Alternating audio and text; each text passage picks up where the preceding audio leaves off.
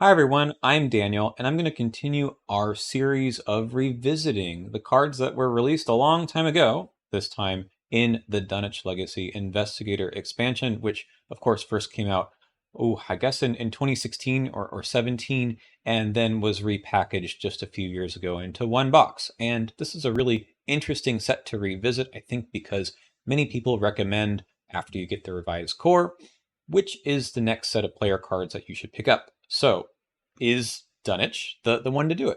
I'm going to take a look at all of the cards just like we did last time and organize them into this tier list, which is kind of a tier list based on power, but I'm more interested in talking about if these cards are still good with the entire card pool. In other words, with more investigators and with more cards to choose from, are some of those archetypes that were introduced in the beginning of the game's lifespan still viable? Have they gotten better? Or have some of these things just been abandoned or outclassed? So again, especially because Dunwich has been recommended as being one of the first ones to pick up, I'm really interested in seeing if some of those cards are really going to fit in with some of maybe the newer expansions too, because sometimes folks are going to buy maybe one or two of the early ones and then maybe some of the latest ones just because they're new and exciting. So let's take a look at these cards and how they work. But first, let's talk about these tiers because they're kind of funky. At the top here, still one of the best. This is what I'm reserving for the really, really good cards that are still included in decks today that always were good, always did something important for the game, and I think still are viewed in that way. We found a lot of cards in the core set that were like this, and I'm expecting there to be a good number from the Dunwich Legacy as well. For still good, this is just a little bit below that. Cards that really haven't changed in their value, but are still solid adds to many decks. The trending up and trending down ones right here in the middle, I think are worthy of a little bit more commentary here. This really is kind of the meat of what I want this video to be about. Are any of these cards getting better with a full card pool with more investigators? And that will be in the trending up. Now, it could be that these cards are still not great, but there's been some improvements along the way. It could mean that the card is really good and has gotten even better. So that's different, I think, from the still categories here where there hasn't been much change, I think. Same thing for trending down. Maybe it was a good card at the beginning, but maybe been outclassed. Maybe it's still pretty good, though. Not saying these are necessarily bad cards. I don't want to divide these tiers into good and has gotten better, good and has gotten worse, bad and has gotten better, bad and has gotten even worse. That's just too much. So I'm going to make individual commentary, of course, about all of these cards, and there's a lot of them, 90 something. So don't take the tiers too seriously. I mean, don't take tier lists too seriously anyway. But I'll let you know as I go along if I think that the card is still needs a little bit more, even though it's gotten a little more help over the years. Still just okay. Still just an okay card. And then the last one, bad then and bad now. So there hasn't been much improvement over the years.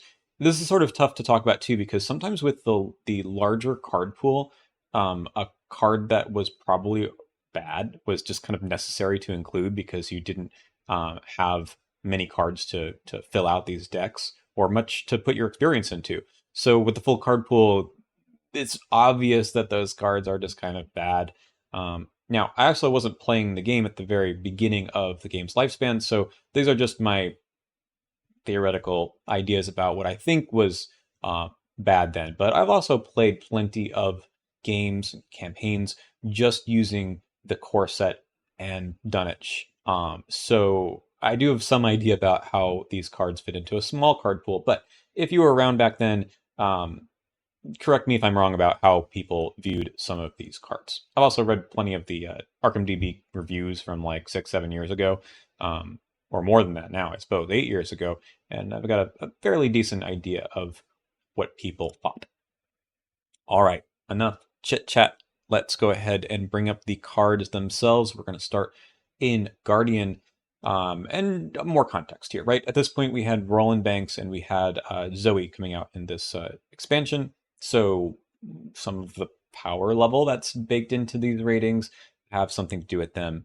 Okay, leadership is an okay card, right? It's conditional, wild, basically, and willpower if you commit it to someone else, which that support level of play only got a boost recently, right? This is a good Carson card. Carson Sinclair wants to commit skills to other investigators in particular, and this is a really good way to do it. Um, I'm going to throw this into the trending. Whoa, whoa, whoa! Not trending down, trending up. I'm going to throw this into trending up only because of the Carson and the support characters that I think are better now. Like you can throw this into Carolyn as well. I think it's pretty decent. I don't think it was a great option in the beginning of this game's lifespan. I also don't want to give bonus points to cards for Down the Rabbit Hole and Arcane Research. Like lots of cards are a lot better now because of those cards existing. However, the level 2 version of this card is quite good. So even though this is like the tiniest little bit better than it used to be, I'm still going to throw it in here because I think I've reevaluated the card myself over the game's lifespan. I kind of saw this card as being not worth a slot, and now it's not binder fodder, I think. I played it in Carson, and I will think about it in other investigators, especially in higher player counts. Okay, next is the more interesting cards for teamwork, right? Okay, where does this go? This is a niche card, right? This card lets you trade resources, items, allies. I want to throw it into like just okay. The card actually does kind of a lot of fun things if you make it work. I think that's always what's true. It's not a bad card. It really does a lot more. Again, Carson has sort of changed some people's perceptions of the strength of this card among other sort of support type things. Like if your actions are bad, if you can't really, do much with the resources, like there's no generation of resources here, right? You're just moving things around. I think it's still good. But in terms of, if you're going to include this in decks, you really need to be having a reason to do it. Maybe you play 4-player, right? Otherwise, still just okay. All right, let's move on to the next one. By the way, I also had another tier in the original video, which was this card like too niche for the core set? And I was thinking about putting one in here for, is it like too niche for having just your second expansion? But I decided to get rid of that. But I do think that some of these cards look like they're Zoe cards, right? And no one else really wants them. So Taunt level 0 is kind of that way. It's a card that can help Zoe get enemies off of other investigators, and you get a resource and you get advantage for doing that. You get a resource back, I guess, from the one that you spent to play the card. Again, kind of not a great effect. It's gotten better with time, has it? More aloof enemies? I don't know about that. I don't think this is a good card. I'm going to actually just leave it in still just okay. I don't think it's gotten better with any other investigators. It's only obviously gotten better with, there's a level 2 in the set. There's a level 3 that's actually quite good from Nathaniel Cho. So we'll just leave it in still just okay. Prepared for the worst. Oh boy. Oh boy. Okay. This is going to be trending down. So this card, you spend an action and a resource to maybe draw a weapon out of your deck. If you don't have that many weapons, you kind of need this. In an earlier card pool where you didn't have that many good weapons, so just, redundancy was difficult, this was a much better card. But I don't think it ever felt good to basically add +1 resource, +1 action to play a weapon. It's just not a good effect. If you're playing with really high XP weapons, like some of the ones we'll see in a bit, or signature weapons like Roland's, it's a little better because you really want that one weapon that you've put a lot into. But man, you have backpack level 2, you have lots of other card draw. Not a lot in Guardian, of course, but there's enough, I think, where I don't play this card. I will just put another weapon in my deck instead. A lot of discussion, of course, about whether or not this is a good card or not. I'm not gonna weigh in on like, is it good or bad? It's just not as good as it used to be, right? There's just other effects. The level 2 version, I think, is good, especially if you're using it on someone else. That one reduces the resource cost as well as the action cost. But tutoring for a weapon in particular, you can just get so many other hits off of a backpack or some other cards too. So whiffing on this is like the worst feeling in the world. I played once with someone, I think, who was playing Diana and had this to find her Twilight Blade and just kept missing. And it's just like, it's not good. All right, moving on to If It Bleeds, the card most famous for the fact that it has no trait. Fast after you defeat a monster enemy, has to be a monster enemy, monster traded, not just like creatures or anything, right? Has to be a monster, although there's a lot of monsters out there. Each investigator at your location heals horror equal to that enemy's horror value, which is most likely 1. That's not terrible, but you line up everything and then you heal 1 from everyone. This hasn't, I mean, it's gotten better that Carolyn wants to heal horror, but you have to defeat the monster, right? Carolyn can't really do much with this. It's not a good card. It has not improved. Some of these cards that are in Bad Then, Bad Now just reflect a better design philosophy in cards, I think. We're gonna see that as we keep going through. Nothing much more to say there. Emergency Aid. This is an interesting card, right? Because you can choose to heal damage from allies. And Vincent Lee needs something like this to heal from his signature weakness. This is one of how many cards can heal from allies? Bizarre Diagnosis, Hollowed Mirror, First Aid level 3. I think that might be kind of it. I mean, there's Inspiring Presence, I guess. There's some skills. There's probably some few other things that can do it, or just generically heal from anything, like Call for Backup. This is, I still think it's a good effect, and maybe it's better now that, I mean, B Cup level 2 is already in the core set, but now that you got maybe more reasons to heal damage from things. I mean, not that many more. I'm going to put it here just because I think there's more of a reason to play it these days. I'm not sure it's as good as, so like Second Wind, which came out in the Forgotten Age, is a better card just for healing damage in general, but this is specifically able to heal 2 damage off of a B Cup or a Guard Dog or the Wounded Bystander. Am I missing anything? Like agency backup, maybe? There's not a whole lot, I guess, that you really want to be healing damage from. That's really a good idea, but I think it's probably better than it used to be. Yeah, let's leave it there. That seems fine. Oh no, Blackjack. Enough said. It's terrible. There's no reason to play this. Play a different weapon, especially with the huge card pool, right? There's so many other Guardian weapons. Not good. Okay, Bandolier is... Okay. It's an action, it's 2 resources, takes up the body slot, which is okay. So it's really slow if you want to put a bunch of things into play. Giving you the extra hand slot is nice for holding non-weapons, essentially. But you need to play this before you play those. Do you have the actions to play this? Probably. Okay. I think I want to throw this into still just okay.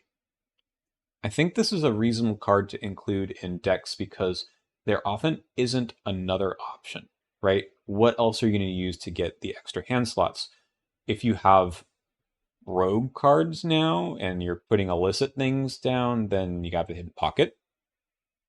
That's okay, but only for holding illicit things, or you make things illicit. But you might not have access. We have a new way of holding hand slot items that are blessed or cursed, but not everything is blessed and cursed. What else do we have now?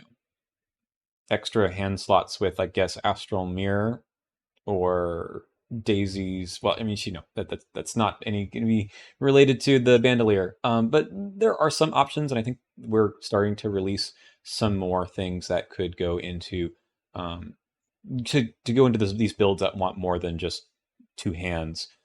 So this is like probably okay. It's baseline okay. I don't think it's a great card. I'm not sure it's gotten better because it always was a good plan to hold a weapon or a two-handed weapon and then something like a flashlight. Brother Xavier. Good card. Expensive. 5 resources for 3/3 soak for the whole team, +1 willpower, and an ability to deal 2 damage to an enemy at your location when you kill him off. So, this is a tough one. I think there was a time in which this guy was really, really good. And it was like, what are you doing with your ally slot? You get Beat Cop, or maybe you want Brother Xavier, maybe you put Charisma in and it's still really good. And I think people are like, I can do better. 5 resources is expensive. And then I think more recently, this guy's gotten better as Guardians could use willpower more often. And the soaking ability is good. The 5 resources still hurt. I'm going to say he's still trending down because there's an upgrade. The upgrade is a different ally named Girish Kadakia, who does kind of the same thing, but is just better. Self-healing and whatnot. I don't like this guy, though. I mean, I do like this guy. I'm going to stick him in trending down because I think he's too expensive, and he suffers from the fact that they have not yet created a level 3 or 4 version or level 2 version that just knocks the resource down a little bit. With motivational speech, I think it's quite fine, right? Costs 2 resources instead of 5. Charlie can make pretty good use of this guy because he does not have an exhaust clause. And he just gives you +1 willpower all time, and then another 2 if you exhaust him. Am I putting this somewhere else? I'm talking myself out of it. I think it's a good card. It's not a great card. It's not one of the best, but I think it's always been a viable option if you can afford it, which is not always the case. So probably in decks that are not just mono Guardian, this guy gets a lot better because resource generation has been getting better over time. Am I now putting in trending up? No, I'm going to leave it in still good because I think it was always like a solid option. You can fight about this in the comments. I think this card is quite useful. I wish that there was a level 2 or 3 version, though. They went with Garish instead, which is fine. They wanted to include a character that made sense in the Scarlet Keys, but there you go. Vicious Blow level 2. Okay.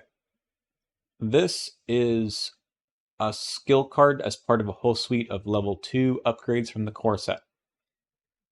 So, this is kind of a nice card to put into your first expansion. Maybe this is one of the reasons why it's there. Actually, that's a pretty good reason. I still take this card quite a bit.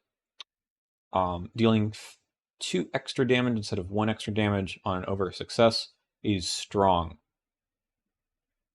If you can recur it somehow, it's even better. But who can recur this anyways? You can get it with Practice Makes Perfect. You can pick it up with York with an Elder Sign if you're really lucky.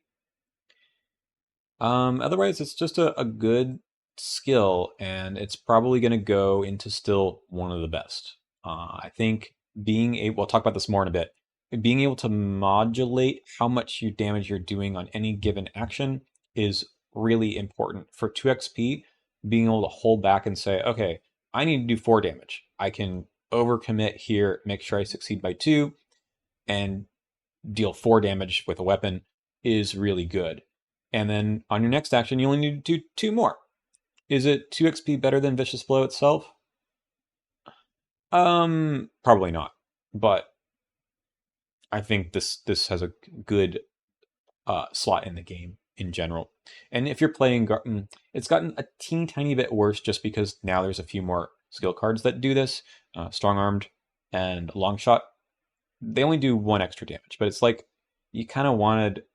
Vicious Blow 2 is really good because there wasn't any other way to do this other than Vicious Blow 0, and you couldn't have both cards in your deck. Now with this and say Strong Armed, you have a few other options, some redundancy for the Vicious Blow effect. I'm going to leave it up here though. Taunt, level 2. This time you get extra cards. It's busted in Dream Eaters, and that's kind of the best I can say for it. I don't think that it's any better than the level 0 with 2 more XP. How many enemies are you engaging, right? Most often, even in 4-player, you might draw like 2 or maybe 3 if you're really lucky. You wait for all the whippoorwills to go to 1 location, and then you play this card. Yeah, I mean, it's okay. The level 3 version gets much spicier because then you deal damage to each of them. We'll go with that. Keen Eye. This card doesn't have a home yet. I've seen people try some things. So the dream of I only have to spend 2 resources and I get +1 or +2 if I spend 4 resources for the rest of the phase. You know, you're conjuring up this idea where you're taking like 4 investigate actions at +1 each, and that's like okay. Or fighting, right? Of course. But the rate of return is kind of crap.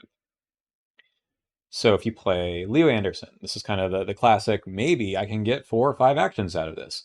But it's a lot of work for not much. I've not seen this do anything, and I'm going to throw it into bad. It's not worth your 3 XP. I would love for them to figure out a way to make this work. But I think that +1 for 2 resources over extra tests is not that useful. The best part about these permanent cards, as we'll see when we talk about the rest of them, is that you kind of don't take that many tests during a turn. You kind of take 1 and you want to really, or 2, and you want to really pass them. And being able to hit certain breakpoints in the Chaos Bag is what these cards allow you to do. Spending resources to be like, okay, I can beat the -5 now, is strong. Spending 2 resources for +1 each, I mean, that burns you a lot of resources really quickly, and Guardians don't have the resources to make that happen. Carolyn Fern could spend resources on this card, but she doesn't need it. She can investigate just fine with other things. Like you just slap down a magnifying glass, and that's kind of the same thing without spending any money. All right. Stand Together. Ooh. All right, we have not gotten a better draw card from Guardian since this has been released. I don't think so, unless I'm missing something. Glory at level 0 is kind of cool, but the fact that this draws 4 cards and gets 4 resources across the team is really good. Yes, do you wish that you could draw all 4 yourself? Of course. But the idea that you are helping other people out in this game is great. That is part of why you play the game. And you are a Guardian, that's part of your color pie. There you go. This card is very strong on turn 1. It's a good thing it's not a tactic that you could attach to stick to the plan. But it's a spirit, so you throw it in Nathaniel Cho, grab it off your boxing gloves. Everyone's very happy. Good card. I mean, excellent card. I will always play this card if I have nothing else to upgrade. And the level 0 version is quite good too, but man, the card draw on other people is nice. It's really nice. this card for 1 more XP gets you potentially 5 resources if you somehow wait around to take 5 damage and or horror together. It's a tech card, honestly. This is it was reprinted in the revised core, and I had some words about it then, and honestly, I don't know where I put it in the tier list, so I hope I'm putting it in the same place. And the answer is it's trending down.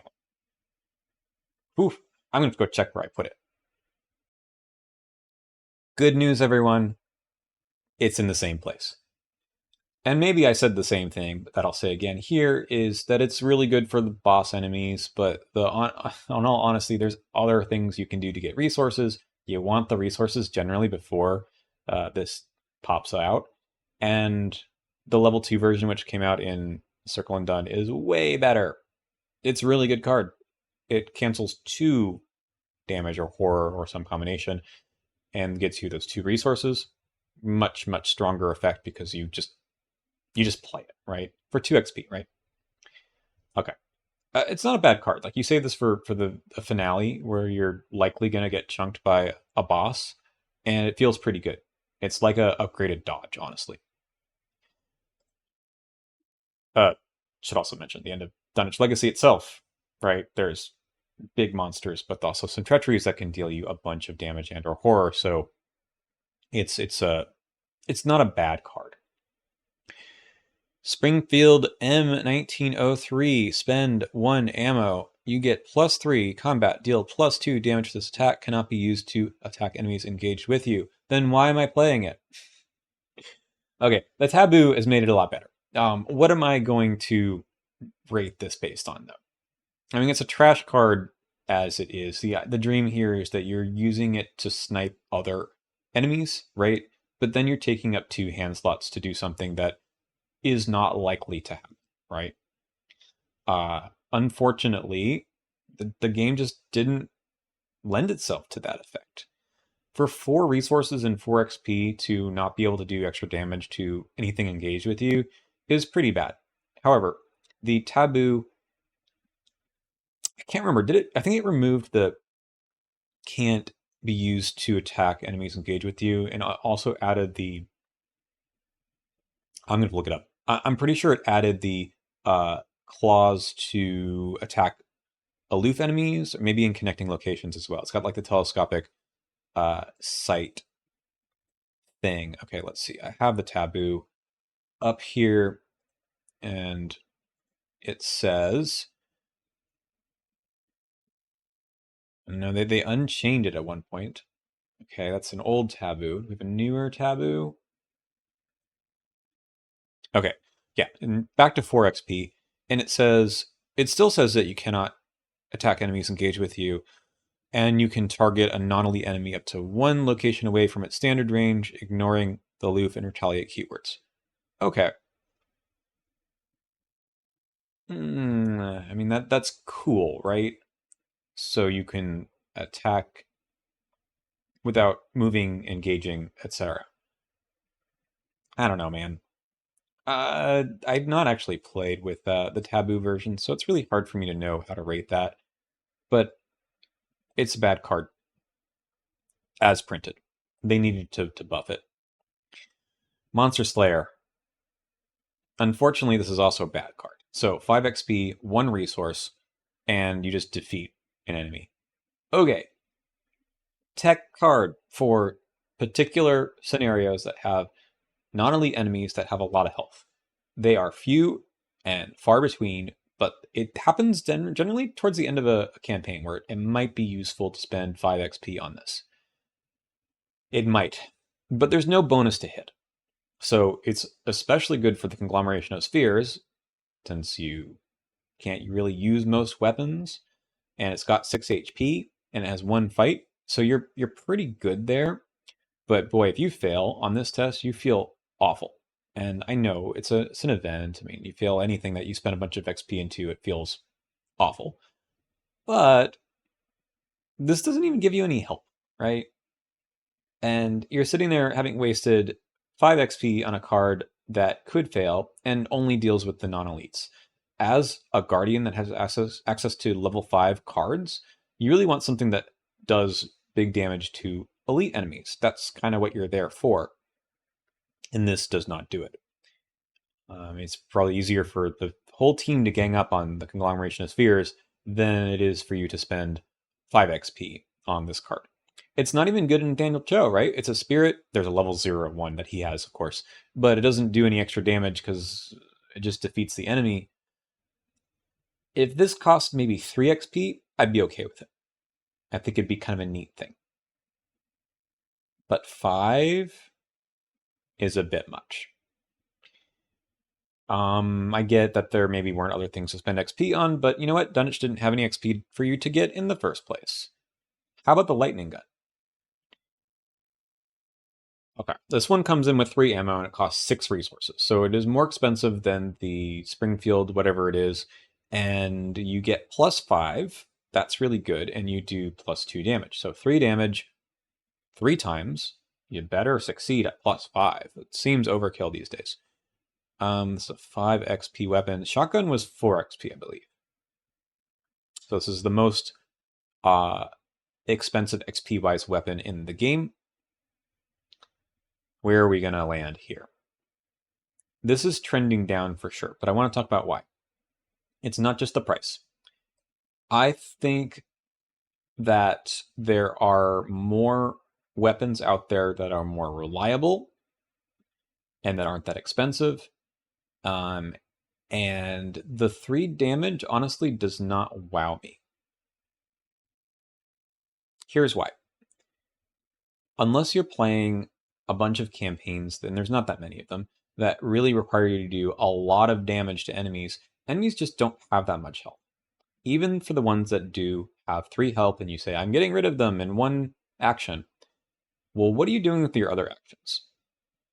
You basically would like to get rid of them with 1 action sometimes. But you know what does that?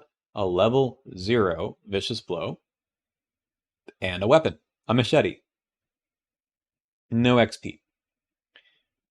This first 6 resources is really good, but I think you don't want this in 1 weapon unless you're fighting bosses. But honestly, I just was playing, I mean, not every campaign is this way, but I was just playing Edge of the Earth the other day, and I think this is like the 5th scenario, 4th or 5th scenario. And in 3-player, which is what I was playing, I think the boss enemy at that time had maybe 11 or 12 health. And yeah, I guess you get rid of it over a couple turns with this thing. This only does 9 damage, though. You need to refill it or whatever else. But with a melee weapon and some other tricks, like skills, I was able to get rid of this thing in 2 turns. You just evade it once, maybe commit, like I was playing Silas, so I committed like a vicious blow or stunning blow and strong-armed, and you just kind of can whittle away the health enough, and you're just fine. On higher difficulties, maybe the +5 means a lot more, but I think this being 6 resources and only 3 ammo hurts it. This gets a little better when you start being able to refill it with other cards, and maybe that's really cool, but I feel like I'm missing something for this being such a high cost. Maybe 1 more ammo. I don't know. Again, the 3 damage, there's other ways to get it. Let's keep going. I guess we're now into Mystic cards. What's funny, because while the Guardian cards kind of all over the map here, I do feel like there's somewhat of a coherent, these are for like a traditional fighter. The Mystic cards are actually all over the place in terms of the archetypes they're trying to support. So Defiance lets you say no to one of the tokens, and this ignores the effects, like on the scenario reference card. So, take 1 horror if you fail, something like that. Ignores them, ignores the modifier. What it doesn't ignore is when you draw one of those tokens on a shriveling test or a rite of seeking, it doesn't cancel the fact that you would take a horror from shriveling or end your turn from rite of seeking. So this only does so much. This is a cool card for Jim in campaigns where he knows what the other symbol tokens are, so it's like, skulls are fine, but I'd like to cancel the other ones. Okay. Actually a reasonable card then, if I put it that way. I'm actually not sure where to put it. Is it just okay? Is it good? I don't think it's gotten any better or worse, since it does feel like a good Jim card. By the way, that's Nicosia in the art. Let's just say it's okay. And again, I'm not really putting these into like, are they a staple across anyone who ever wants to play the card, but rather more of a in its best case, right? Does it work? Does it do the thing it wants to do? All right, fine, I'll put it in good. Next one. Moonlight Ritual. This has gotten better because why were you playing with Doom cards in this expansion? You had Jim. You had Doom cards because they're here, but you didn't really want to play them. This is an action to remove all Doom, and you could be like using Blood Pact, which we'll talk about in a second. This gets a lot better with Amina, with Marie. Dexter doesn't need it, but I guess he could play it. It's a reasonable card for anyone with the extended number of Doom cards that we now have. Let's just move on. Oh no. This is like still one of the best cards, right? It's busted. Extra XP for one encounter card is ridiculous. They had to taboo this to say you could only have 2 of these in the victory display because people were just, I don't know, putting 8 copies in or something. That is ridiculous, but the card is still kind of fun to play with. I wish it, I mean, people always talk about it should be a dilemma. Should you just not ever play this again because it's kind of busted when you just play it at the end of the scenario before you resign? I mean, I've been in the spot where you get a little greedy and you're like, I'm playing this card to draw an encounter card, but it doesn't work out, or you just give yourself a little bit more hurt. That's a minority of the times that you play it. Okay. Hypnotic Gaze. Did they reprint this in Jacqueline Fine? I know they have an upgraded version. I think this card is kind of neat. Yeah, the problem is it's too expensive. Token manipulation gets better later, but the level 2 version actually does what this one wants to do. So it's not particularly good. It's gotten a little bit better because you have token manipulation, right? Like Jacqueline, I think it makes it a little better. Let's put it here. It's still very much undertuned. I realize I'm taking a ton of time with this. There's a ton of cards to go, so I'm going to try to pick up the pace, even though I'd love to talk about every card in great detail. I'm not going to. Ritual Candles is actually... I mean, these are token manipulation stuff that's gotten better. The taboo to make it any symbol instead of just those 4 spooky symbols has made this card a staple. In case you didn't know, regardless of taboo or not, if you resolve multiple tokens in a test, like with All McBride, which came out 2 more sets after this, you still get the +1 to your skill value for every one of these tokens that you end up resolving. Not the ones that you ignore or cancel, just the ones that you resolve. I think you still get it with Defiance, though. Anyway, you play this in curse builds because then you start basically mitigating the problem of drawing a long string of curses. Gives you even an extra +1 for blesses. But I think for basically everything, it becomes a lot better in the full card pool, even if you're not playing with the taboo. But, you know, for some of these cards that I think are buffs, even if you don't play taboo for other stuff, play it for this. Play it for the cards that make things a little bit better. If only because when one day you do play with the taboo list in its entirety, or realize that you just want to avoid some of the busted cards, you will be used to looking at these cards with the light of, okay, really, probably it should have been any symbol token. I don't know why they don't just make those things erratas. I don't think it mucks with the balance, as if there is any balance in this game in the first place. Anyway, Clarity of Bind. This is for Agnes because she needs to heal horror at some point. But Agnes did not come in this set, but she's in the core set, which you need. It's okay. I know people think that this is a worse card. This one and Healing Words are like the worst Mystic cards because they're so slow. But there's kind of a reason to heal horror in Mystic, so it's okay. Rite of Seeking. You know, I'm going to throw it into one of the best because even at level 0, getting 2 clues for 1 action in a class that is going to be using willpower for a lot of stuff is fantastic. The downside that you play around all the time because you just don't want to end your turn is not that hard to do. And sometimes it's okay. You just end your turn a little bit early. Next, Alyssa Graham. I think she's better than people give credit to. She's gotten better because there's more Doom stuff now. She's gotten better because Gloria, I suppose, exists. And not bad in Norman. I'm not sure you want to use one of your level 0 slots on Norman on this, but that's okay. Yeah, gotten better, but I think she always was a pretty decent pick for her price and her ability. Healing Horror is good. It's still, honestly, this is either like still good or still one of the best. This is a great way to heal horror actionlessly in any Mystic, and they all kind of want to do it. 2 willpower icons. Level 2, this is another one of those upgrades from the core set. Wow. I don't think it's like game changing as much as these ones in the top tier are, but it's still a fantastic card.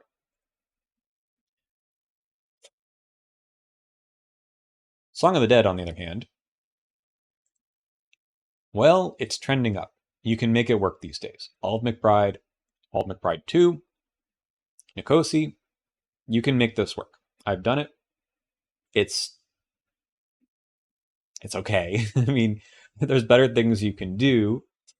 I wish it didn't spend the charges. I wish it didn't cost like 2 XP. It's kind of like the 35 Winchester at level 0. But granted, that takes up 2 slots, and this one takes up 1, and this is cheap. Honestly, if you can guarantee the skulls, or get, like, what percentage of the time do you think you need to hit the skulls? You got 5 charges, assuming you don't recharge. Ooh, might be good with that, the card that lets you refill the entirety of an asset, right? Call from the Beyond? Call something the Beyond? Anyway, if you could get maybe 4 hits, maybe 3. 3 out of 5, is it good? I think if you are building around, okay, this card gets better, obviously, with the ways to cheat out skulls. However, it will get better in the future if they give us more payoffs for drawing skulls.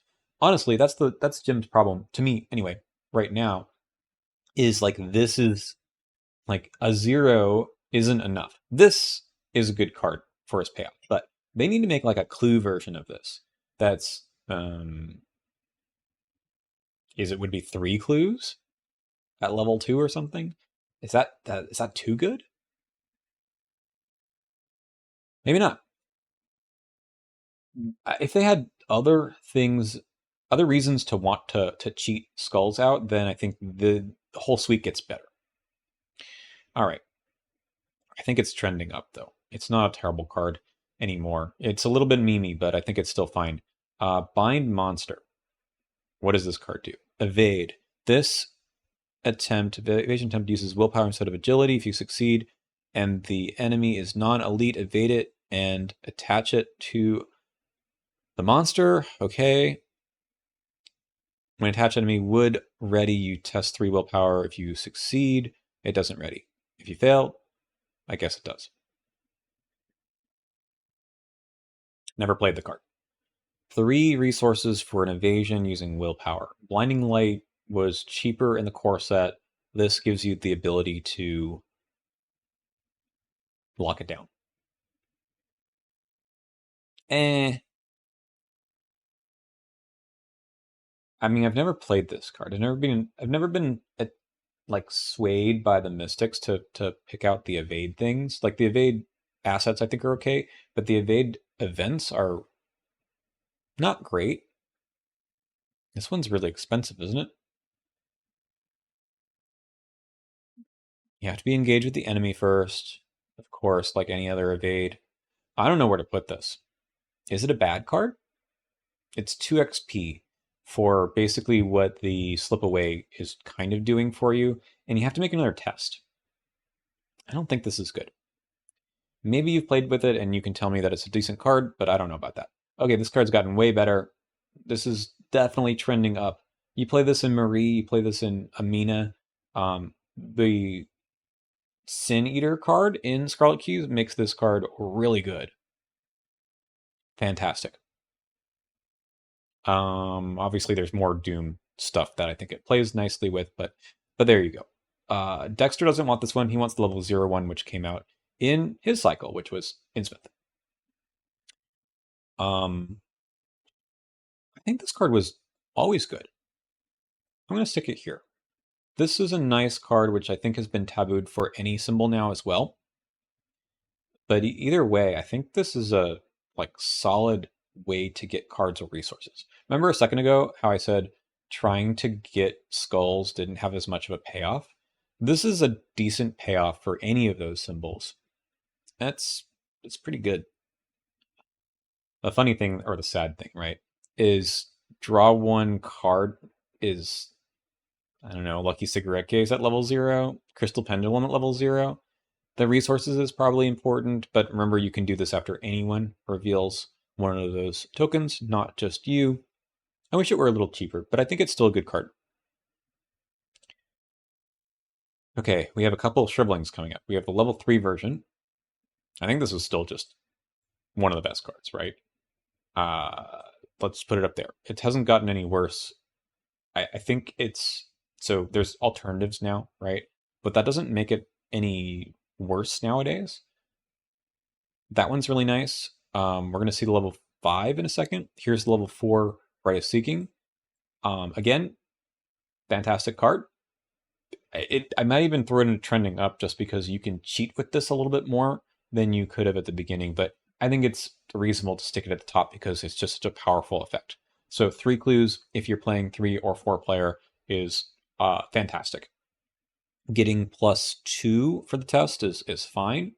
You're going to be usually at 7, maybe 8, and that usually passes the test. But yeah, you can play this with True Magic and you don't pay for it at all, and it's a little silly. That's an Edge of the Earth card that lets you play use abilities on spell assets that are in your hand rather than in play, and it's good. It's really good. Ward 5. This is tough to evaluate too. I think it's gotten a little bit worse because Ward 2 came out in the next cycle, and there's other ways to cancel things these days. I don't even know if it might even just be still just okay. It's just so expensive for canceling an enemy, and you can't cancel things from other investigators anymore. I mean, I guess it's kind of like the Monster Slayer card, right? But you don't make a test. It's kind of the same card. I mean, you don't get victory point enemies off the board, but it's a very similar effect. I don't think I'm as scared of enemies as much. Maybe there just aren't as big enemies anymore. It's still a decent card. I wish it were a differently named card so you could hold on to 2 copies of Ward 2 in addition to this. Which I guess with other alternatives you can kind of do, but all right. This one goes to the top as well. I play this in 2-player. The 2 horror is a noticeable downside. So if you draw one of those tokens, you take 2 horror. This card, I think, has gotten better with more ways to heal horror, but there's some ways to heal horror in this very set, so I think that's fine. I think the 3 damage is more important in Mystic because they don't have the Vicious Blow type effects. So where I was a little bit down on something like Lightning Gun, which is basically this, but cheaper and cheaper and has that sort of nasty effect maybe, and only one slot. Man, yeah, this is a way better card than Lightning Gun. All right, are we done with our Mystics? Neutral cards. Ooh, I think Fine Clouds is always great, but boy, is it trending up these days with all the new parlay stuff in Feast of Hemlock Vale and a few things in the last set as well, and a lot more stuff that we've all realized in the campaigns themselves that are parlays. This card is pretty damn good. Yeah, it does some crazy things with Alessandra with Beguile, because then the evade or investigate that you're doing gets the -2 difficulty because it's while taking a parlay action. I don't think I need to say much more about this. It's a fantastic card now. Painkillers. What an interesting one to think about. So this one is cute. It's not often worth a slot in your deck, but being able to heal horror or damage with Smoking Pipe, that we'll see in a second, is notably good. Putting the horror that you take onto an ally, like Peter Sylvester, kind of cheats the whole thing. A 1-cost item that doesn't take up a slot. This honestly, even with the Edge of the Earth weaknesses, this is a pretty good card now. I'm going to start putting these in the front so you can see them better. Carolyn likes this. Smoking Pipe, I think, has fewer homes because taking damage is basically, I mean, Calvin, Vincent, Mark. Let's throw it there too. I think these cards are pretty decent. I just kind of hate putting slots in my deck that only do this one thing. There's other ways to heal, which is better. Bandages, right? But the fact that you can use this creatively to kill off allies or to profit from the damage or horror, I think is quite good. I mean, I guess Kukri was good in the sense that there weren't other weapons, but it was still bad. I've talked about this on other videos. I'm done talking about it here. Emergency Cache, level 2. This one also got a reprint. Still okay. I mean, I think the effect is fine. Where are you on my list? Why are you not right in the top? It's possible I didn't throw this into my list at all. Oh, here it is. Yeah, this is probably fine. I don't think it's changed over the course of its lifespan. I think we're just going to say it's still just... I mean, it's not just okay. I think you can play this in a lot of homes. Let's put it up at just still good. It's not as good as some of these cards, I don't think, but I don't think it's as bad as the ones in this other tier. Relic Hunter, still... no, it's gotten better, right? And Charisma is still one of the best. So the difference is that there's way more accessory slots nowadays. There always were tons of allies. Okay.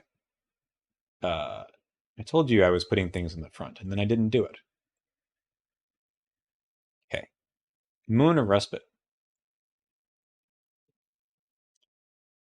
Yuck. I mean, if you need it, I guess it's good. I think it's just still okay. Heal 3 horror, draw a card, 3 resources, 3 XP. It's the cost that sucks. It's not the rest of it. The no enemies part is fine. Who cares? The 3 resources, if you're stuck and you have no other way to heal horror, all right. The Red Glove Man. Ooh. You know, I haven't really been tempted to take this guy. I see the appeal. Amanda Sharp makes him really good. You're kind of, I don't want to say cheating, but like, I mean, what was like the original design here? Was it just to have a one-shot effect of you have a really good turn and you can put a bunch of damage and horror on him, and then he's gone forever? Was that like the balance of this card? Because you don't really play him unless he's gonna either be shuffled back in your deck with Tommy, you draw him all over the place with Amanda, or you try to recur him with Yorick.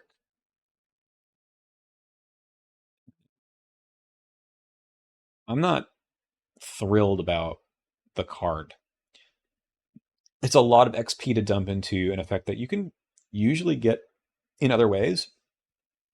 I'm sure in solo this is kind of cool because you get that one turn and you can boost the stats that you're really bad at. Is it trending up just because there's some better things you can do with him? I don't think so. I think he's still just okay. Again, trending up doesn't mean, oh, there's one investigator that makes him really, really fantastic, but just like an overall card pool issue. I know the Doom stuff I said, well, Marie and Amina exist, but there's just more Doom cards in general. It's an archetype that's been fleshed out. I don't think that that's the case with Red Glove Man. I think he's still just okay. Oh, well, I mean, this card has been banned, so I guess it's still one of the best. Dumb card, right? This allows you to profit immensely because, you know, actually, I guess it goes to trending up because in the original core and Dunwich, there weren't as many step 7 effects to double. I believe you could double Vicious Blow, and a few other things. Double resolve the effects of the successful test twice. You know what? You could do that with like the weapons in general. Nah, this is always busted. If you were trying to break the game, whoops. Trending down, trending up. Okay. If you were trying to break the game with this card, you always could do it. It's just gotten worse and more degenerate things that you could do, like with All In or with anything that draws you a bunch of cards. Yeah, we don't need to talk about the card. Quick Thinking. I think it's just still one of the best cards. We'll put it up here at the top. Why? Because more investigators can take it. The extra action has become, really good. I mean, it's always was good, but I think this is always easy. It's easier now to succeed by 2 in the investigators that could that can take it, right? But it still was extremely strong. No, I convinced myself. It belongs in trending up. Jenny and Skids have a much harder time of succeeding by 2, and now it's part of an entire archetype. I'm out of here. The card is what it is, right? It's still what it is, which is just okay. Tech card. Think on your feet. Play when an enemy would spawn at your location. Immediately move to a connecting location. The enemy still spawns at your previous location. So the rogue playstyle that likes to get away from enemies has actually gotten worse. The card is okay. I'm going to say this is trending down. So Monterey Jack likes this, and I think pretty much every other rogue that they've printed recently would rather the enemies be at their location. So Trish, Alessandra. I mean, it's cool to get away from bosses, I suppose, and it's a free move for one resource. It can make the enemy spawn with like Zoe or something. I don't know if this card was good in the initial campaigns either, but I don't think they have supported this archetype very much outside of like Fox Mask, right? But even so, you would rather be around the enemy first. Do your cool rogue things and then get away. Yeah, let's put it in trending down. Are we halfway through yet? We are halfway through. Contraband. Hey, there's more things to double. This is a better card.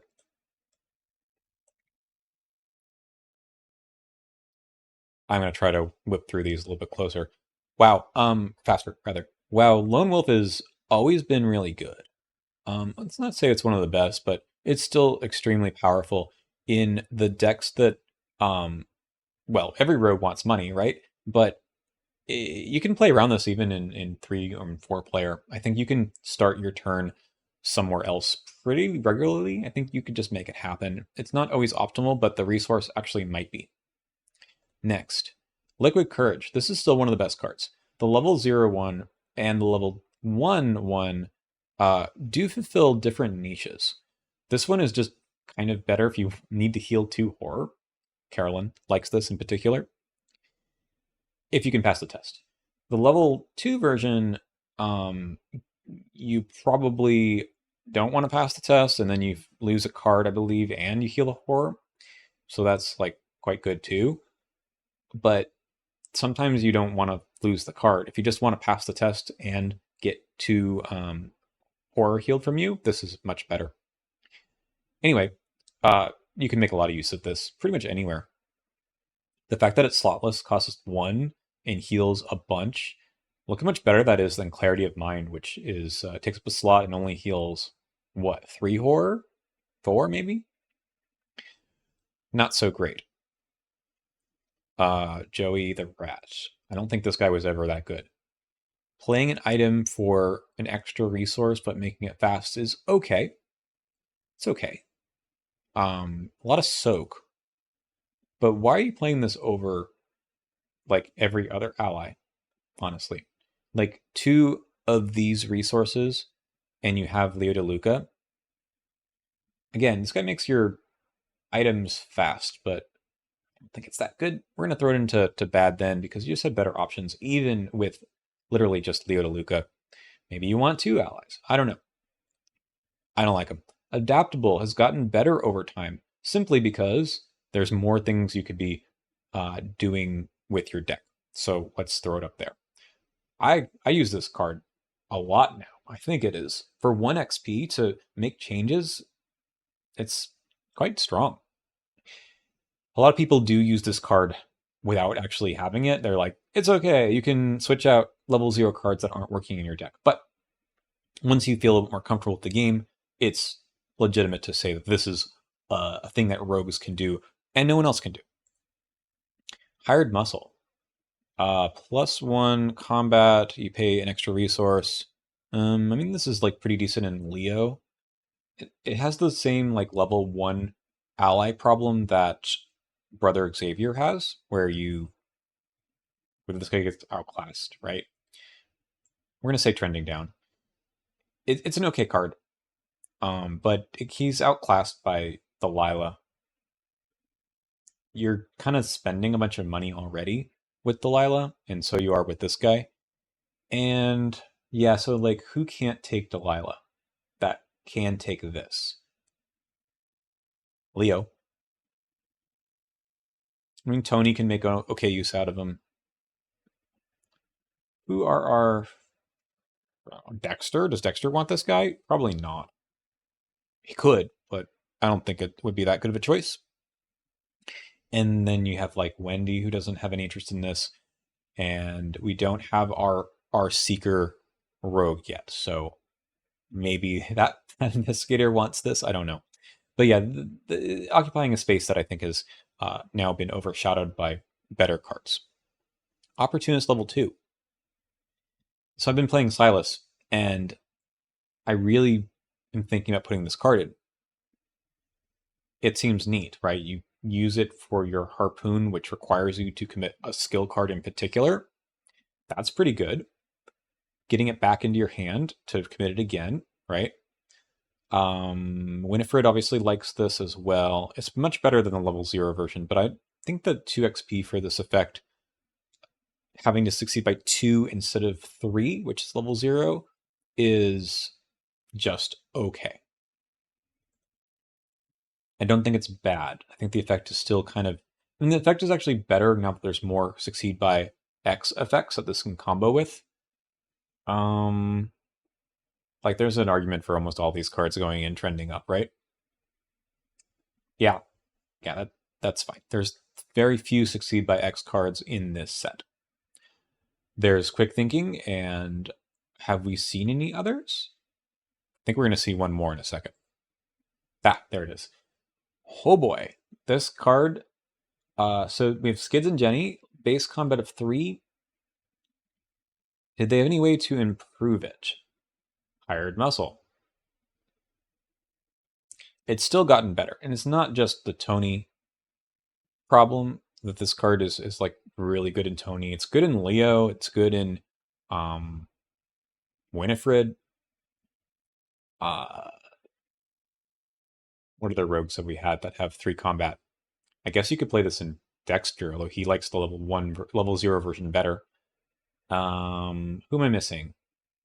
Who's been released since Tony? Who can take rogue cards? Trish? Probably not. Although I can believe it. I could believe anything with Trish. Trish. Bob? Bob could do this? Sure. I can see Bob with this. He doesn't really need it because of the extra action thing, but yeah, no, this card's gotten better in every rogue, just because there's way more ways to boost either combat or just like anything. Lucky Dice. Have never played it. After you reveal a chaos token, spend 2 resources. Ignore that chaos token. I believe it's errata to after you reveal a non-auto fail chaos tech token. Spend 2 resources to draw another one. Who knows? I've never played it, so I think it's probably bad. This effect costs you 4 XP, 2 resources, and your accessory slot. You know, maybe it's okay to just like fail a test and draw another token on another test.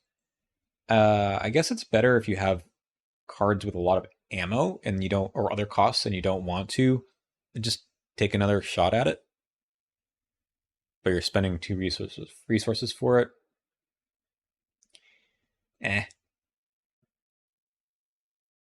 Streetwise. Fantastic. Still one of the best, I think, or maybe still good. I mean, what rogue can't take advantage of this? Probably just Tony at this point. I think everyone else can take advantage of this card.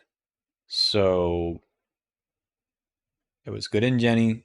It was reasonable in Skids. I'm going to throw it up into still one of the best. I think that's okay. Yeah. I mean, hang on a second, right? Look at the payoff here. 2 resources for +3. For the Keen Eye, we got 2 resources for +3, assuming you take 3 actions with that. This lets you do it for any test, not just like, I mean, imagine using Keen Eye for the Mythos phase. That's so sad. When we see higher education, we'll see that the going rate is even more perverted. Okay. Ace in the Hole. Exceptional, 6 XP. Fast to play only during your turn. You get 3 more actions. Still good.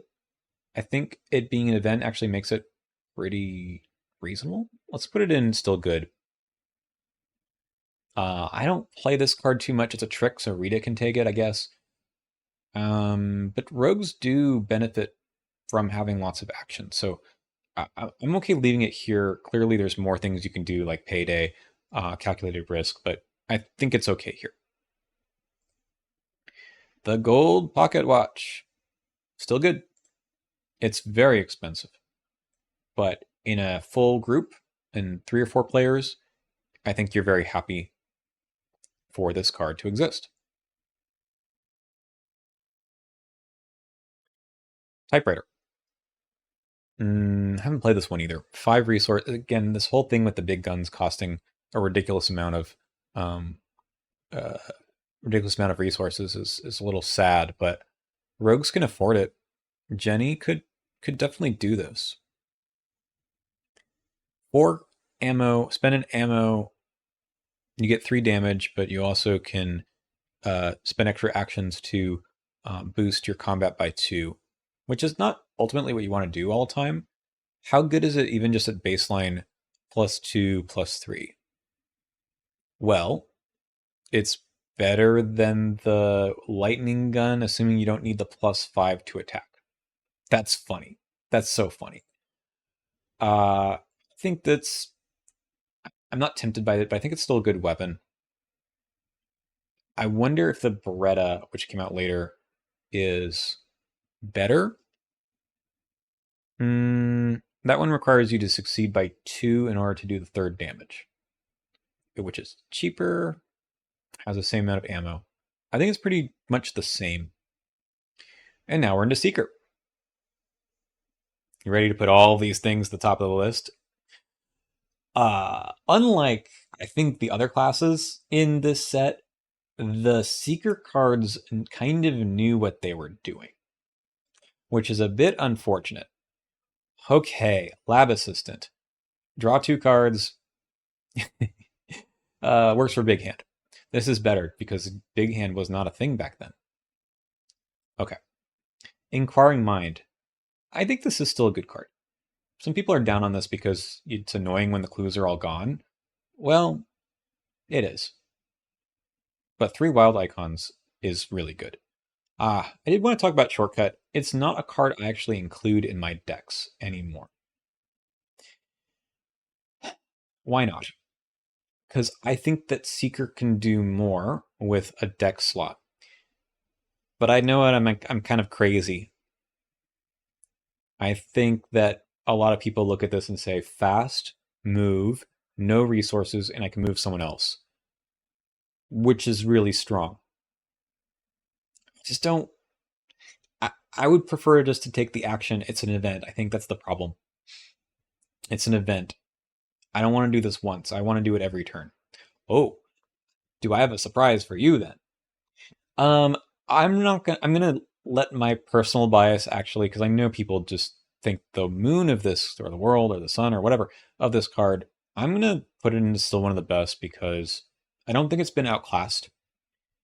Similar to working a hunch from the core set, this allows you to do some crazy things if you really want to. Like, you can loop your deck and then just be moving all the time. So the fact that it's in Seeker makes this better because card draw is easy to come by. But I don't particularly use the card. This card, Seeking Answers. If you succeed instead of discovering a clue at your location, get one from a connecting location. This is like just for Rex, because you can still get a clue from your location. So like solo Rex can do some work with this.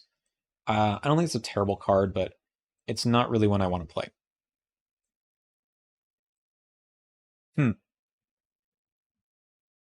Okay. This card is sometimes maligned because of the 2 resource cost. And maybe even if there's a clue in your location. But drawing 3 cards with 1 action I think is pretty good. It's really just the resource cost that holds it down. There's a level 2 version that removes that. So this card is really good in Joe, because Joe Diamond in his Hunch deck can reduce the cost of insights by 2. It's an event, and suddenly you're drawing 3 with Farsight for fast. Pretty good. I don't know. I played this in Jenny because she has the resources to mitigate the problem. And resource generation's not a huge deal in Seeker. So I'm actually not sure where to put this one either. Curious what you all think. It is one of those cards where it's like, well, Deep Knowledge is so much better. Thorough Inquiry, new card that does a very similar thing for also 2 resources? I think it's 2 resources to draw 5? But 2 actions. I don't know. Like, in some sense, it's been outclassed by other card draw. But there's other pieces to make this even better of a card. So I'm gonna put it in still good. I think it was always a good effect. And it's probably a better effect nowadays, but I'm higher in this card than I think most people. And people who quibble with it, I think, are comparing this to cards that are just maybe a little bit too overtuned, or they're actually pretty similar to this one. Like the 2 resource cost doesn't bother me, but I'm someone who plays lots of resource generation. I've got a plan. On the other hand, this costs too much. uh, Decent card though. I think it's still good. When you need to do 4 damage and you're sitting on some resources, you need to be able to pass the test. The level 2 version is a lot better, but I think this card is still quite good, especially in Seeker. It feels fair. I mean, 4 damage in an event I think is a lot, but you have to do some work to get there. So I think it does feel like a fair card, by the way. These cards, though, Strange Solution. I don't know if we get the other ones right now in the slideshow, but let's just talk about it on its own merits. How easy is it to translate this thing?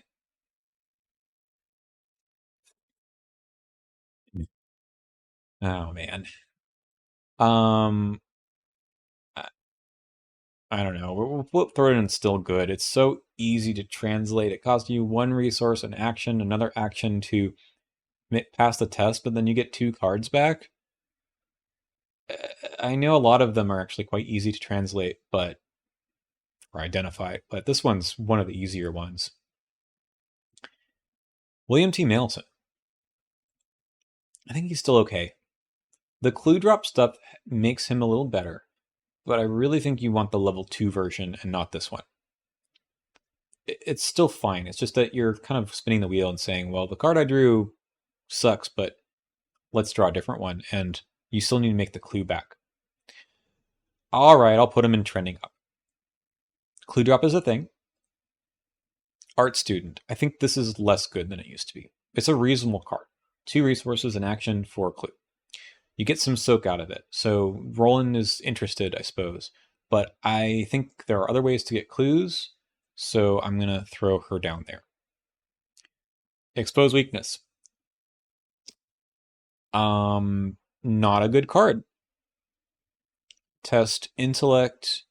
You're basically replacing an intellect, a fight test with an intellect test, but also you have to over succeed in order for it to do anything. That's bad. That's actually really bad.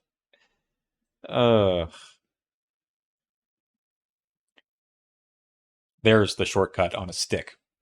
During your turn, if you are not engaged with any enemies, move. Exhaust. It's just once per round. But holy crap. 3 resources and action to put down. In that sort of investment, when you basically are moving every round or 2 in this game, is crazy. Some people say this is Leo DeLuca without taking up a slot. I mean, it's pretty close. It's not exactly that, but movement is something that you just have to do in this game. You just have to spend your actions to move. But what if you didn't have to? It's been tabooed to 3 XP and now down to 2 XP. And it's still level 1 card, so you can still take it all over the place. But still one of the best cards in the game. I feel guilty about taking it, honestly. You don't have to do any shenanigans about recharging your Eon chart. It's just there. You just need to move. All right. Deduction level 2. This one's interesting. I'm going to throw it in still good right now. I think this sort of matches up my discussion of deduction level 0. There's other ways to get multiple clues. Succeeding by 2 is still really good. Easy, I mean, in Seeker. And getting 3 clues instead of 2. I don't upgrade this in 2-player. Maybe that's why I'm going to throw it here. And with things like Fingerprint Kit, level 4, I don't know. This is one of those cards where if you can loop it, right? Loop your deck, or use Practice Makes Perfect, it goes up in value a lot more. I think it's just going to live in still good. It's not really one of the things that I want to upgrade early unless I'm playing 3 or 4 player. All right. I don't know why they removed the taboo on this. I get it. It's a boring card. And they want you to spend your XP on other things sometimes. And there's other ways to get +2 willpower plus 2 intellect. But I think removing it entirely from 6 to 3, you just have to self-police, I think, a little bit. Because it is easy to have 5 cards in your hand. It is easy to have one resource just to throw at a card, a test, and get plus 2 to it. Especially for willpower, right?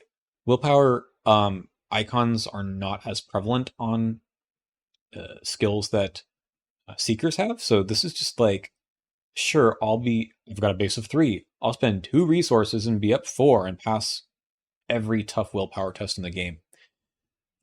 This is still one of the best cards.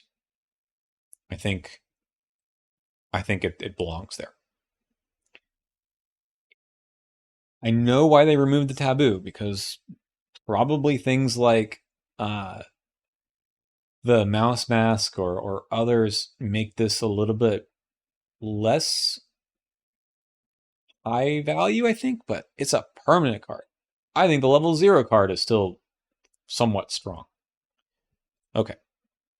This is the Strange Solution freezing variant that lets you evade through 4 times with a base skill of 6. That's all it does. Okay, so for Seekers, it gives you basically plus 3 if you're Rex and plus 4 if you are Daisy. That's nice. It's interesting because I think nowadays more Seekers have 3 or 4 agility than not. Is that true? Let's see. Kate has 4. Who came out last time? Vincent. Vincent can't take this anyway. Who was before Vincent? Monterey Jack. He had 5. Who was before him? Amanda, whose numbers are whatever you want them to be. Let's say this is trending down. I think the card's reasonable, but I think you can do agility tests with Seeker with skills or something else way more easily, I think, nowadays. This one has been tabooed to only do 2 damage instead of 3. Base skill of 6, though, is maybe not enough to actually land. So, honestly, this one is also like, okay, so there's a version of this game or a time in this game where this just felt busted because Seekers could just throw down this and it's kind of like lightning gun damage, but you spend just 4 XP in 1 resource. It doesn't take up a slot, and you're kind of as good as a Guardian. It's not totally true, right? The plus 5 means that you're fighting at 9 or maybe 10. In this, you're still at 6. Where are you getting your combat boosts other than, Joe Diamond? You need to commit skills like Inquiring Mind. That's fine. But otherwise, your skill cards aren't going to help out too much. Dream Diary, right? That does work. I can't see which one is which on these. So we're just going to throw this in. Honestly, like trending down also. I don't see people want to play with this. At the 2 damage, it needs a little more help. At 3, it's strong, but I'm not sure it's necessary. I feel like the Seeker's game plan should be something else. Like I've got a plan kind of does more, maybe is more reliable. I don't know. Let me know your thoughts on this card. It feels bad when it's better than the Guardian cards, but I don't think those Guardian cards were that good to begin with. Okay, this is the healing one. Heal 2 damage from Investigator at your location. That's it? That's all you get? I mean, I suppose Vincent can play it, but he's got so many other options. I don't think this is good. I think it's bad. Healing 2 damage for 4 XP. This is... Maybe it's bad because you should be doing something else with your time, but Seekers have low health. I don't know. This is probably certainly worse when you have things like the surgical kit instead. All right, I'm getting tired. You're probably getting tired. We need to get through Survivor next. Oh, one more card here. Deciphered Reality. I'm going to say this is going a little bit better than it used to. I think the style of moving around the map and revealing locations before playing this card is actually a thing now. Okay, I'm going to put the healing one in. Okay. Okay. We're now finally in Survivor. Let's get some hype for Survivors. This set is a wild Survivor set because there's a lot of things here that you're like, why? Ashcan Pete, does he like Rise of the Occasion? He probably does. This card is actually pretty good. The upgraded version in Return 2 is kind of bad, but this card has gotten better because we have way more low stat investigators in Survivor. So you get Patrice, you have Calvin, you have Preston. This card was fine in Ashcan Pete because he's got twos in combat and intellect. So if he's not using Duke, he can use this. That's okay. Okay. Bait and switch. If you succeed, you can evade the enemy and move it to a connecting location. Man, the evade events have always been a big miss for me. Is this a nice effect? Maybe. There's no boost to the evade. So if you're Rita, this is kind of okay. It's honestly not bad, but I've never felt the need to like take up a card slot in my deck that doesn't actually help me pass the test. I'm going to throw it into still okay. I'll put it over here in the front. And I'm done talking about that card. A chance encounter. This card is not played. This one lets you pick up an asset, an ally that's in anyone's discard pile. You just use it. You pick up a art student maybe to pick up a clue, one resource for a clue. Maybe you try to kill it off. I think it's okay. I'm not sure why you include this over other options. Maybe you're just trying to be interesting. Level 2 version is quite cool. But this one, you want it for like the laboratory assistant, Jeremiah Kirby, B-Cop maybe? It's okay. Oops. Okay, so at this point, the fail mechanics are a little bit underbaked, in my opinion. So you had Look What I Found in the core set. And then they made this and said, this is kind of the same idea, right? You are playing it after you fail a skill test, but you do the exact amount of damage that you would have done to a different enemy.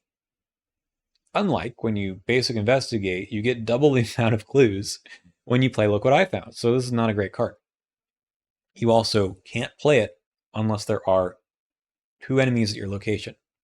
Hey, if you're playing Dream Eaters, this is pretty good. If you're not playing Dream Eaters, it's still going to go in like bad. It just doesn't really work. It needed something else at level 0. The level 2 version actually is pretty good, but this one is not really viable. And I don't think it was viable then either. You just maybe threw it into your deck because, you know, you're maybe trying to fail, but I think it just sits in your hand too often. Fire X, still a great card. Maybe even okay, so all the Dark Horse stuff is in this set, and now there's some new ones in Hemlock Vale. There's also a few other things here and there. I'm actually impressed by this card. I used to not be. I used to not like Dark Horse so much, but I've been playing it recently, and I think there's enough there. Is it trending up or just still good? I think there's more investigators who want to do this. It's trending up. If you buy this set and then you buy things like Dream Eaters, Circle Undone, Hemlock Vale, you're going to be very happy with these cards already being in your card pool. Newspaper level 0. You have +2 while investigating if you have no clues. It's okay. 1 cost. Maybe you play as an Ashcan Pete. Gives you +2 every now and then. If you play solo, I've been trying solo out. don't usually spend my clues that quickly, but it could happen. I'm going to throw it in bad. I don't think this does enough for your one resource or hand slot. Hand slot in particular. Gives you +2 like a few times. Well, maybe it's okay. Maybe it's okay. It's like committing a few perceptions. We're getting down to the end. You notice I'm going a little bit quicker because some of these cards are just kind of wacky. Anyway, Peter Sylvester is a really good card. You still play him because he heals. He gives you agility. There you go, Peter. It's one of those interesting things where there's not a survivor out there that they've printed where you are not thinking about this effect. Actually, maybe Ashcan Pete's the only one where you're like, maybe not. But he does take a little bit of heat off of Duke, and maybe you want to evade. But like since then, either you're trying to soak, and you like that, or you like the evade. I think this card is just fantastic. The upgrade even more so. Okay, Dark Horse. I'm actually gonna like the card itself used to be really good. The archetype used to be really good, and then people found other things they could do. But I've found that I think there's more support for this archetype now, and it's in ways that you wouldn't expect in the skill cards, in things like Plucky, where this is maybe even trending up. I like this level 5 Dark Horse thing they've printed that essentially makes this permanent. This card, it's not super good when you need to dig it out of your deck and play it, but the permanent version makes it way better. Not exciting, but there's a lot more I think that you can start to do with these cards. Lure, haven't played it. During the enemy phase, each enemy that moves does so along the shortest path towards the attached location instead of where it would normally move. And this is like an Ashcan, parallel Ashcan Peep card, maybe. You get rid of it at the end of the round. Yeah, this is probably for the unmentioned and unseen scenario, right? To make the broods move off in some other direction. That's like, I don't know. It needs to attach to a different location, not your location. So you put it there and then you move away. The trap thing was hard. The trap thing, attaching things to locations, they've tried to make it work. It's just that it's never going to come up when you really want it. Maybe if this were like a tactic or something. Is it a trick or has it been tabooed to being something else? I'm going to look. No, it is a trick, which I don't think helps the card out. I think Hiding Spot or some of the other ones are a better idea than this. There actually is an upgraded version. There's a level 2 version, which does attach to a connecting location. Yeah. I think that's like kind of okay. This card's a little bit of a mess to me. All right. Let's keep going. Fire Extinguisher level 1. You fight and do no extra damage, but maybe you want to throw away your XP and maybe evade every enemy that's engaged with you. Nope. No thank you. Play other weapons. At this point in the card pool, right, I mean, what else are you playing? I don't know, honestly. There's their baseball bat, and this just isn't a weapon. It doesn't, I mean, it's not a weapon. It's a tool and a melee asset. It's not a weapon. But it doesn't do enough. It's so awful with this card pool here with survivors. They just got a bunch of, it's a lot of events. I get it that, sorry, fire axe is a weapon. But I get that there's, they want to try have Ashcan do all kinds of fun things, different things to like play around with the survivor card pool. But I don't think they're effective enough. And you still ultimately in Arkham need to do the thing that the game wants you to do. I don't think this is it. I think Lure is better, honestly. Okay. Flare. I'm not hot on this card either. I don't like the exile mechanic. I know for a long time the idea that you could uh, just throw away your XP in Survivor because there was nothing else to spend it on was prevalent, and I get that. But exiling it, no matter if you find an ally or deal the 3 damage, is not that great in my opinion. I like to be able to reuse my cards, not keep buying them every game. If your ally that you're picking out is expensive, I mean, I guess this is a 2 resource discount on that. That's fine. I don't know. I mean, sorry. So it's not. Yeah, it's a 2 resource discount. Okay, if you're playing Leo, you either could play it for 6 resources or 2. I guess you play it for 2 no matter what it is. So you're trying to find something that's expensive, like Agency Backup or Leo DeLuca, and maybe something out of someone else's deck, which is kind of cool. I don't think it's that good of a card though. The thing with say Brute Force, which also does a bunch of damage, is it's easier to recur skills, and there's a lot more skill synergy in Survivor. This is just sort of a one-off. It's probably better with the exile cards like Deja Vu, I think, but I'm not wowed by it. I do like Survival Instinct a lot. I think this card is still just good.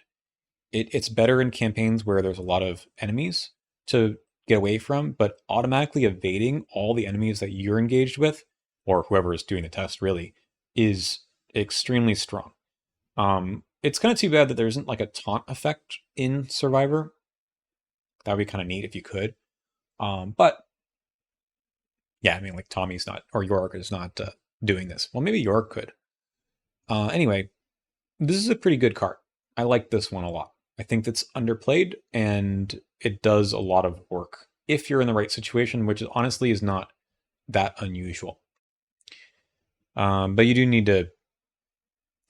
The unfortunate part is like if everyone draws an enemy, then this doesn't do anything. But the extra move is obviously pretty good, which was in the level 0 version.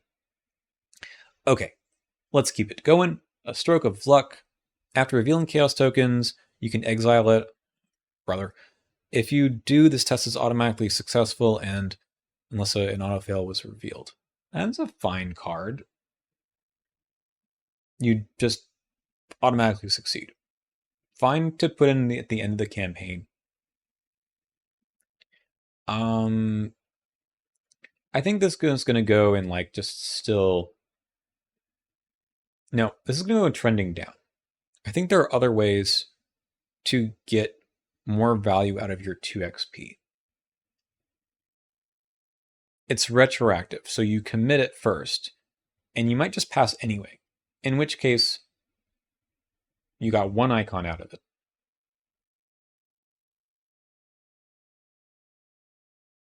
Peter Sylvester. Wow, he's really one of the best still. The extra health, or sorry, sanity to soak, the willpower.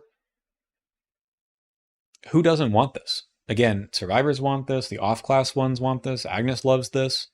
Yeah, I mean, there you go. Scrapper. Still pretty good. I know I should be thinking more about this trending up and down thing, but I think this card was perfectly fine at the onset of this game, and now it's still a decent choice for throwing 3 XP into a deck. Again, goes well with Dark Horse. I feel like a lot of these are just we're always bad, and rather than thinking of the rest of the card pool, try and try again. It's another one of these. Okay, again, without talking about the card too much, this is one of those cards that has a level 1 version that's much better. After a skill test has failed, if a skill card you own is committed to that test, you can just put the card back in your hand. So Grizzly Totem does this too, but gives you an extra icon. I'm not hot on that card either.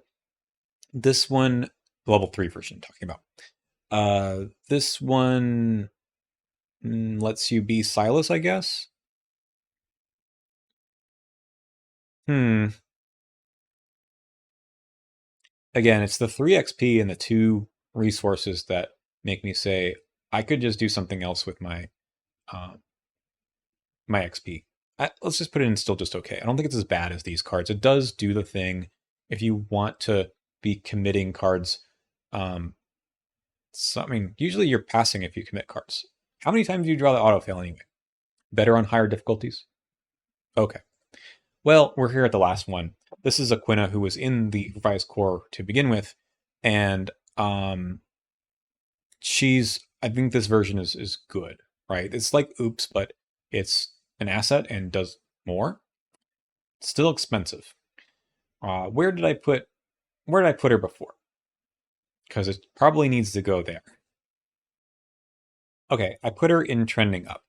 And here's the thing. It was in trending up for a couple of reasons. One, there are investigators later that take advantage of this way more. Problem is that you already have this if you are an owner of the revised core. So it's sort of annoying that you get this again, and it takes a while for you to maybe fill out this archetype a little bit more. Danielle in particular. I'm going to leave it there because that's where I did it a month ago. So there she lies. Let's take a look at this overall list. And I kind of realized that I got a little bit away from thinking about the cards as far as if they've held up over time, especially in the last couple of investigator classes. Maybe because I've gotten tired. Maybe because there's just less of an interesting discussion since the cards themselves are a little bit wild. But yeah, I think the only thing that's a little weird here is that I put Strange Solution level 0 in still good, and then I put the upgrades in like trending down or just okay. I think, let me just sort of defend what I did there, making up a rationale here. It was really because I think that it's super easy to translate the thing. Even though the upgrades themselves are like a little bit less interesting, I was rating this card level 0 on its own merits. So there you go. An argument. Whether or not you buy it is another thing altogether. The still good cards, yeah, I think this is a fair assessment of these. The trending up are, I think, some archetypes that have gotten better. Some investigators have come out where these make more sense. The way that the campaign structures, I think, over time have made these a little bit better. Trending down, yeah, I think these are fine. I don't know about the Stroke of Luck one. I just haven't played the card. It's not. I think there's just other things you could do, like Eucatastrophe. Granted, that's at 3 XP. Still just okay. I have played some of these cards. Probably people will fight about the Red Glove Man here, but I've not seen it be worth the price tag. I get it, it's neutral, but I'm not sure. And then the Bad Then, Bad Now. I've tried out. I mean, I put Oops into a deck just because it was Dream Eaters, but otherwise, that's hardly a reason to move it up a tier. And I would like to try the Tabooed Springfield. I'm just rating it on its original merits.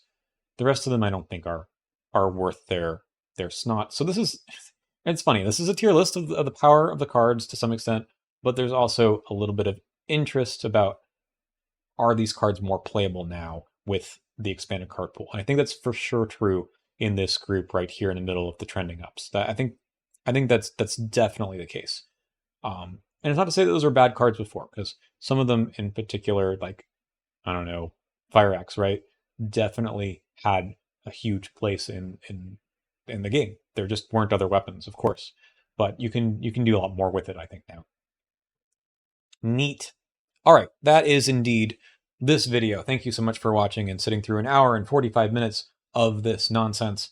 I will do this more if people are interested in me thinking about the Carcosa, Forgotten Age, etc. cards. There's a little bit of a diminishing returns as I go through these because, well, you know, it's closer to a larger card pool, but in particular, this set as a first set, I guess I said at the beginning, I was going to evaluate, is this a good set for your first purchase, even if you're doing it today and you're thinking about purchasing more? And I think the answer is yes, because there are quite a few of cards that are on the list right here at the top. These are all playable cards, and there's 90 something in total. How many are in these top 3 tiers here? I don't know. You can count them, but I think it's more than are sitting. Yeah, definitely more than that are sitting in the bottom set here. And it's not that you can't play the ones in trending down. People definitely play prepared for the worst. It's just not something that I think is worth it with more cards that you have to choose from. But they're definitely somewhat playable, and there's reasons to pick out the ones in still just okay too. Bandolier, I think in particular, is a fine card. It's not good, it's just sort of fine. That's it. I think Dunwich is a perfectly good set to pick up on your way to picking up other sets. The card pool gets a lot stronger, obviously, as you just have more options, but these ones will still be ones you'll look to in the future. If you haven't seen other videos on my channel, please check them out. Like I said, I did one of these for the core set, and feel free to check that one out as well.